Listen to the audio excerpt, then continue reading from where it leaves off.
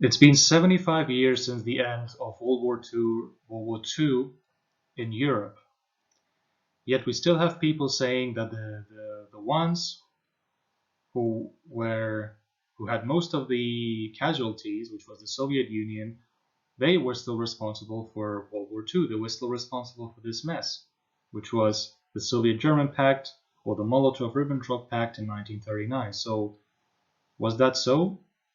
Well, the answer is no, and I'm going to tell you why is this. The answer to this is just take a look at the historical timeline since 1933 when Hitler took power. Let's take a look, shall we? So, we see here the first pacts, one of the first pacts that was signed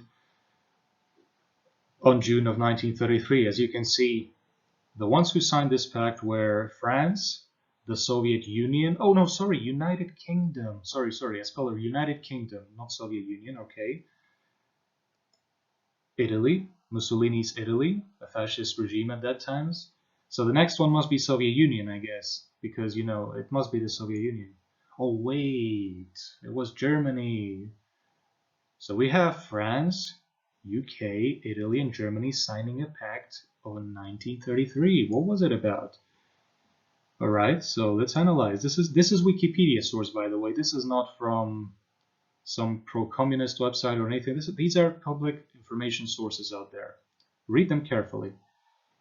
It says it was signed as a better means of ensuring international security under the plan, blah blah blah, representatives of Britain, France, Germany, and Italy, and must be somewhere the Soviet Union. Oh no, it wasn't about the Soviet Union. It wasn't involved in there. Wow. So the Soviet Union must be definitely been responsible for this. They forced Britain and France to sign this pact with the fascists, the Germans, and the Italians. Surprise, surprise. And the document that was signed before the initial purpose, the four-power pact proved little significance in international affairs, but it was one of the factors contributing to the German-Polish non-aggression pact of 1934. All right, German-Polish non-aggression pact. That doesn't sound too extreme because it's a non-aggression pact, but let's take a look at it, shall we? So, it was signed on June 1934 between Joseph Pilsudski, the Polish authoritarian at those times, with the German representatives. Take a look. Take into account that June 1934 is when Germany was already a National Socialist regime. So it wasn't before Hitler, it was during Hitler's time. What was it about? So the Deutsch-Polnischer Nichtangriffspakt, hier auf Deutsch, ich lese ich, I was reading it in German, between Nazi Germany and Second Polish Republic. Oh, so the Poles have signed a pact with the Germans, a non-aggression pact, 5 years before the Soviets did. But forget about it. It's only 1939 that actually counts. So both countries pledged to resolve their problems by bilateral negotiations, to forego armed conflict for a period of 10 years. It's a bit sad considering that Poland was at war 5 years later. But yeah, here you go. Just 5 years before this Molotov-Ribbentrop Pact, we have Poland signing a pact with the Nazis. Yeah, definitely the Soviets were responsible to that. Let's keep going on further in history. Let's take a look at the Munich Agreement of September 1938. Countries that were involved: France,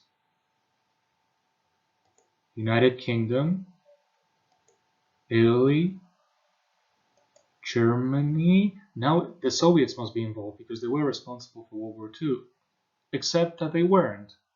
Oh, so another pact that wasn't signed by the Soviet Union, but it was signed by the so-called allies, France and the United Kingdom. And guess what? This pact is responsible for the so-called, it's also called, Munich betrayal. Why was it a betrayal? Because it was signed by these countries: Nazi Germany, the United Kingdom, the French Third Republic, and the Kingdom of Italy. It provided cession to Germany Sudeten German territory of Czechoslovakia. So these countries, the allies, so-called allies, they seized Czech territory to the Germans. How convenient. So these allies, they were responsible for the fact that Germany invaded.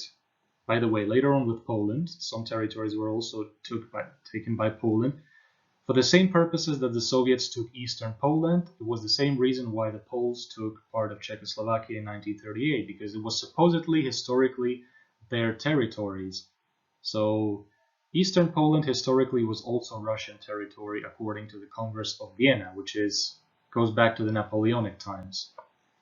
So my main question is still the Soviet Union responsible? Because I've been reading these pacts. These are only 3 pacts, by the way. But it's already enough so that somebody can answer where was the Soviet Union responsible here. We have seen 3 big pacts signed by non-Soviets with the Germans. But now let's jump to the most important part, which was the Soviet-German Pact of August 1939. So it's a non-aggression pact, as it says here, the same non-aggression pact that was signed between the Poles and the Germans 5 years before. So, of course, the main argument is, okay, the Soviets divide Poland. Yeah, okay, well, the French and the UK, they allowed Germans to invade Czechoslovakia. But I'm going to prove why this wasn't about dividing Poland. It was simply a non-aggression pact that the Soviets were forced to sign. So, and I'm going to also disprove this about the spheres of influence that across Poland, Lithuania, it wasn't really about spheres of influence. I'm going to show you why. Why were the Soviets forced to sign this pact? Because this is a source from Telegraph, by the way, and this above is from Wikipedia. A Telegraph source says, which is a British source, says Stalin planned to send 1 million troops to stop Hitler if Britain and France agreed pact. So months before August 1939, Stalin was proposing an alliance pact with the French and the British to stop Hitler. Guess what? The French and British refused to sign an alliance pact with the Soviets. So the Soviets, they were forced to sign a non-aggression pact with Nazi Germany, which they were forced to avoid conflict with Germany. Of course, it didn't work out because Germany was expansionist. So it was no choice. Poland could do that. Why wouldn't the Soviet Union do that? And finally, I want to address one last part, which is the victimism of Poland. So they say Poland was divided, so it was the fault of the Soviets and Germans of World War II. Well, no, it wasn't like this, because Germany invaded Poland on September 1st, 1939, while the Soviet Union invaded it 16 days later. But what happened between September 1st and September 17th? What happened? We have something called the Romanian bridgehead. I bet you probably didn't hear about this. This is also from Wikipedia. This isn't, pro-Stalin sources or anything. This is simply public information. The Romanian bridgehead, now located during the invasion of Poland of 1939, on 14th September, the Polish commander-in-chief, Marshal of Poland, Edward Rydzmigli, I cannot pronounce that, sorry, properly, ordered Polish troops fighting in east of Vistula to withdraw towards Lvov and then to the hills along the borders with Romania and the Soviet Union. So the Poles on 13th September, they were retreating already outside of Poland. They were withdrawing to Ukraine and Romania. Efficiently, that meant that there was no official Polish government before the USSR entered on September 17th. Because the Polish military withdrew way before the Soviets entered the territory. So why did the Soviets enter Polish territory? Because it was defenseless.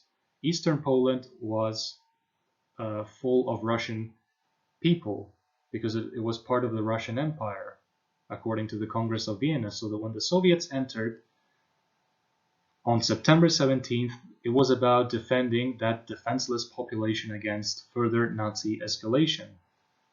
And they effectively did that because the Poles, the Polish government and the Polish military was in either Lvov or in Romania. So it led no choice to the Soviets other than to protect their population. Or let's say former population, which was many Russian-speaking people were in those times. So that was it. I hope this clarifies that, the Soviet-German Pact had absolutely nothing to do with the beginning of World War II, because as you can see, everybody was being friends with the Nazis, including the British, French, and many more. The Molotov-Ribbentrop Pact was the last pact that was signed between Allies and the Axis powers. But of course, people tend to forget about what happened before 1939, and they just blame what happened on 1939, which is a bit of hypocritical. So I hope this gives you a reality check, that this will force you next time to actually investigate history in more detail and not what some propaganda sources out there or Hollywood is trying to tell you. So if you enjoyed this video, like, subscribe, and comment. And if you like this video, I can post further videos about World War II, some more interesting historical facts. If you wish, comment that. See you soon.